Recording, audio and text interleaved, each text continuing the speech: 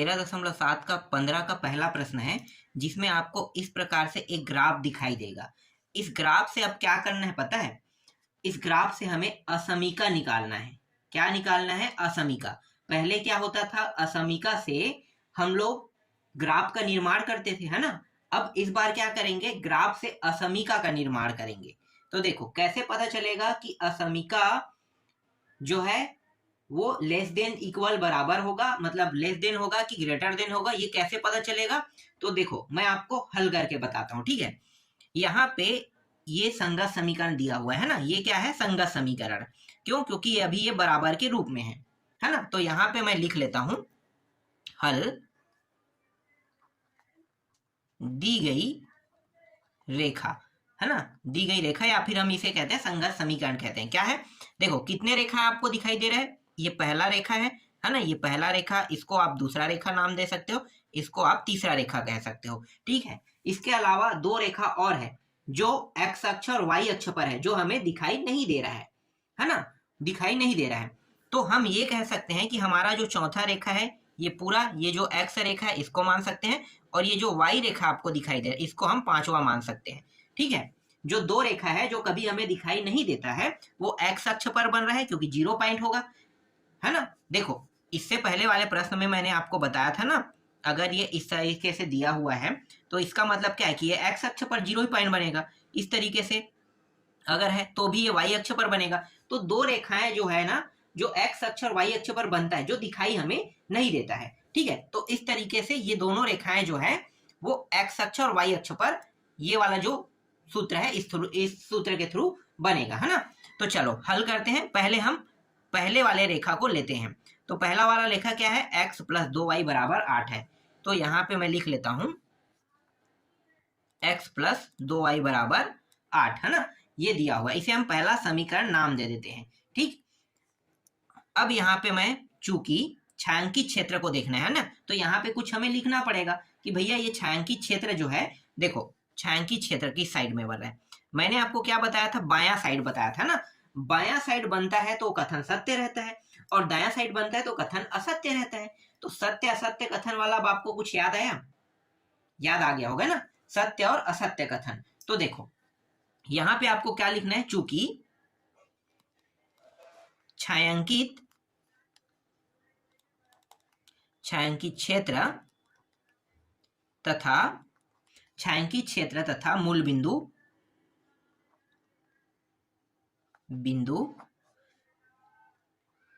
सरल रेखा क्या है? ये है ना। तो x प्लस 2y बराबर 8 के एक ही ओर स्थित है, एक ही ओर स्थित है, और बिंदु 0 0 असमीका, है ना। 0 0 असमीका, ऐसे भी करते थे, समीका नेक करके 0 0 असमीका। तो 0 0 असमीका, फिर असमीका बनाते हैं x प्लस 2y। अब यहाँ पे लेस देन आएगा इक्वल की, देखो यहाँ पे अब आएगा क्या, कैसे पता चलेगा? लेस देन इक्वल आएगा कि ग्रेटर देन इक्वल आएगा? देखो ये हमें बताएगा, ये वाला, ये बायां साइड बन रहे हैं, मतलब कथन सत्य है। कथन सत्य है, इसका मतलब क्या है? इसका मतलब है कि वो संख्या की ओर जाएगा। संख्या क्या है? 8 है।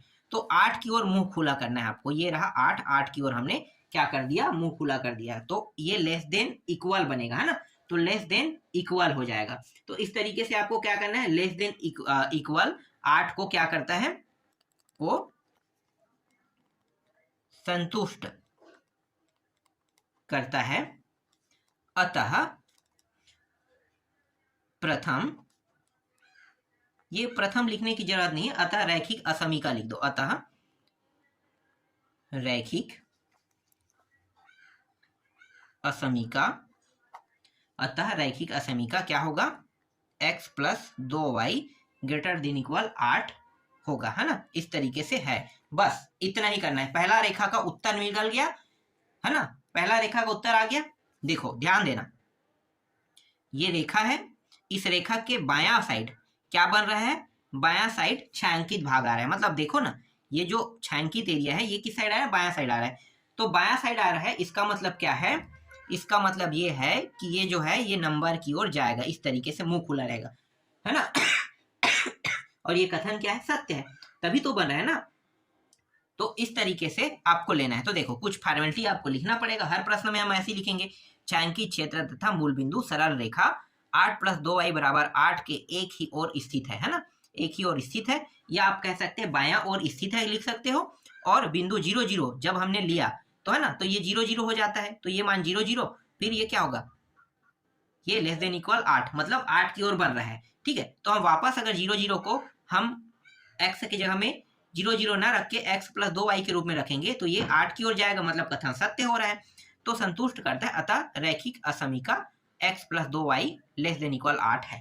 ठीक है, अब दूसरा में भी सेम टू सेम लिखना है, दूसरा रेखा में भी सेम टू सेम लिखना है।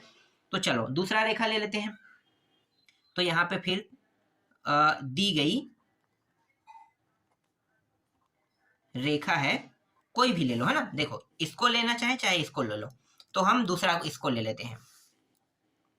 तो x - 1 बराबर यहाँ पे x - y बराबर हम 1 को ले लेते हैं। ठीक है, x - y बराबर 1, पूरा फॉर्मेलिटी हमें लिखना पड़ेगा, ये पूरा पूरा सेम टू सेम लिखना पड़ेगा।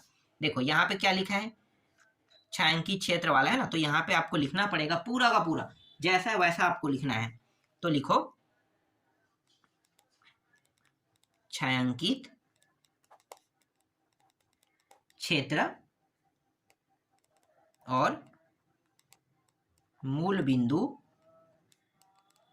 सरल रेखा x - y बराबर 1, है ना, x - y बराबर 1 के एक ही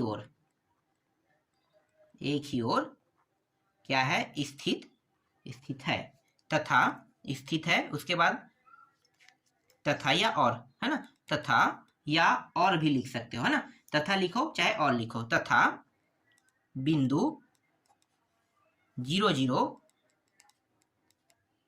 असमीका 0 0 असमीका x - y फिर <= 1 को क्या करता है, संतुष्ट करता है। अतः रैखिक असमीका क्या होगा, x - y <= 1 है।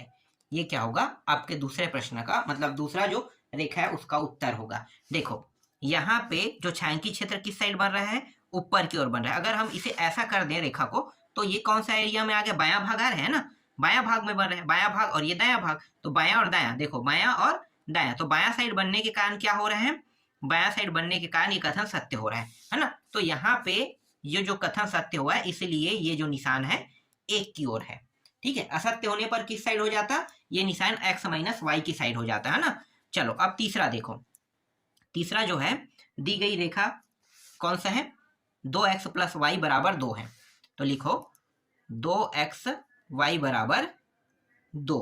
ठीक है, इसको ले रहे हैं, तो दी गई रेखा ये है, समझो। अब पूरा का पूरा सेम टू सेम ऐसा ही सेम टू सेम लिखना है। ठीक है, सेम टू सेम लिखना है। तो देखो थोड़ा सा और चेंज होगा, कहाँ पे चेंज होगा मैं आपको बता दूंगा, ये पूरा मैं उतारते जा रहा हूं। छायांकित क्षेत्र और मूल बिंदु सरल रेखा, सरल रेखा क्या है, यहाँ पे देखो 2x + y बराबर 2, है ना, तो सरल रेखा 2x + y बराबर 2 के। अब यहाँ पे के के बाद एक ही ओर नहीं आएगा, ठीक है, किस ओर आएगा, ध्यान देना, ये अब बन रहा है जस्ट इस साइड बन रहा है। ठीक है, ये जो है अगर एक ही ओर है तो हम इसको क्या बोलेंगे, इसके इस पार बनने वाले को विपरीत ओर बोलेंगे, या फिर आप ये कह सकते हो दायां ओर बोल सकते हो, है ना, दायां ओर स्थित है। जैसे यहाँ पे क्या था, ये बायां है ना, तो हम इसे कह सकते हैं विपरीत या दायां कह सकते हैं। ठीक है, जैसे कि ये बायां कहते थे हम लोग, एक ही ओर या बायां कह रहे हैं, तो इसके अगर इस साइड बन रहा है, किसके, इस रेखा के अगर इस साइड बन रहा है मतलब दायां साइड बन रहा है, तो आप यहाँ पे लिख सकते हो विपरीत लिख सकते हो या फिर दायां ओर, है ना, दायां लिख लेते हैं, ज्यादा अच्छा रहेगा, दायां ओर स्थित है। ठीक है, दायां ओर स्थित है या दायां साइड स्थित है, इस तरीके से हम लिखेंगे। ठीक है, मतलब ये कथन क्या हो गया, दायां साइड बनने के कारण असत्य हो गया, है ना, ये पता चल गया कि ये कथन असत्य है। अतः, अतः या फिर तथा, नहीं अतः नहीं लिखेंगे, तथा बिंदु, तथा बिंदु 0 0 असमीका, 0 0 असमीका 2x प्लस वाई फिर ग्रेटर देन इक्वल 2, है ना, कथन असत्य है, इसलिए इसलिए क्या होगा, इसके जो साइड है वो चेंज हो जाएगा, है ना, इसके साइड मतलब ये जो चिन्ह है वो क्या हो जाएगा, चेंज हो जाएगा। अब जब ये चेंज हो जाएगा तो क्या लिखना है, देखो असमीका 2x प्लस वाई फिर ग्रेटर देन इक्वल 2 को संतुष्ट नहीं करता है। देखो इसमें हमने क्या लिखा है, संतुष्ट करता है, क्योंकि ये सत्य हो रहा था, है ना, लेकिन जैसे ये दायां साइड बन रहा है इसका छायांकित भाग, तो इसलिए क्या होगा, को संतुष्ट नहीं करता है, संतुष्ट यहां पे लिखो नहीं करता है। ठीक है, बस इतना ही लिखना है। इसके बाद अतः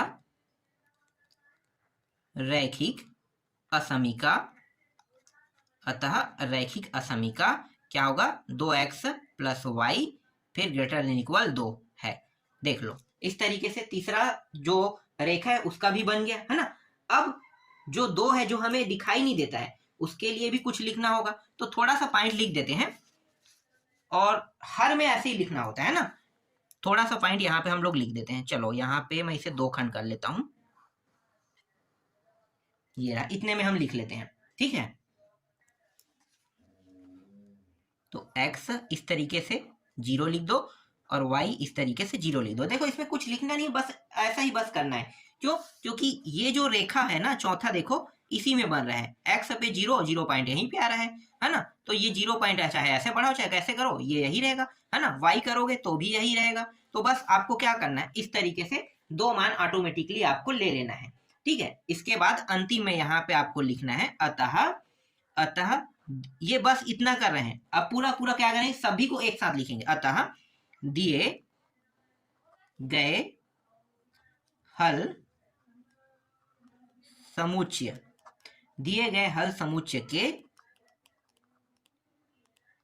रैखिक